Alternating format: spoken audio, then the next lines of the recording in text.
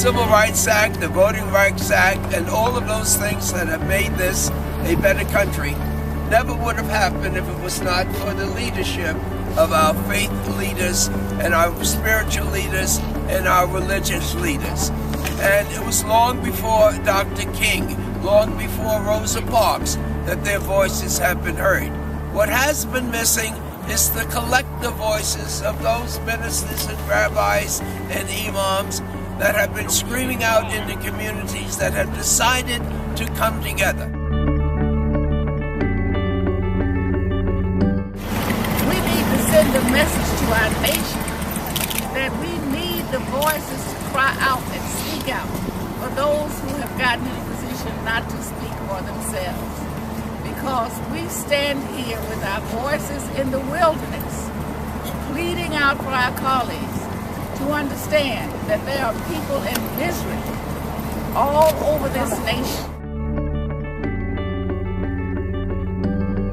It's unconscionable that meeting these basic needs, taking care of our brethren in need, as we are called to do, for just 1 year, would be held hostage to more cuts or attacks on programs that protect the health and safety, and to pay for when the tax cuts for the wealthy over the last 12 years have not had a paid for and none has been called. We're legislators, yes, but we're also activists, and we're people who were sent here to do one thing, and that's provide public service and sent here for the common good. And when we see people desperate, when we see people living on the edge, there's nothing more noble and more honorable than to fight the good fight on behalf of the least of these. We speak for the disinherited. We speak for the disenfranchised. We speak for working poor and persons languishing in the shadow of great challenge. People who have to make decisions about whether or not they will pay their gas bill or buy medicine or make other provisions for their family. My deep hope is that those who would equate the expenditures for the vulnerable in this budget with the expenditures that protect the rich and the privileged will look in the face of a single hungry child, will look in the face of a middle-class family struggling to keep a roof over its head.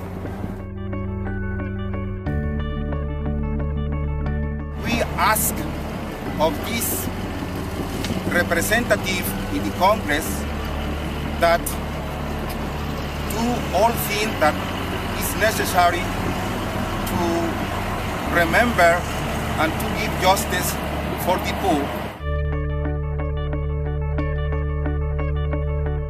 You cannot serve both money and God.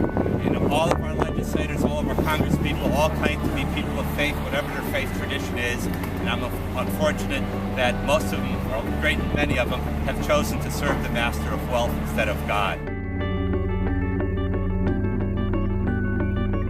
If you are appointed by God and you serve at His privilege, then you should do what God wants you to do. Simply, you should be fair.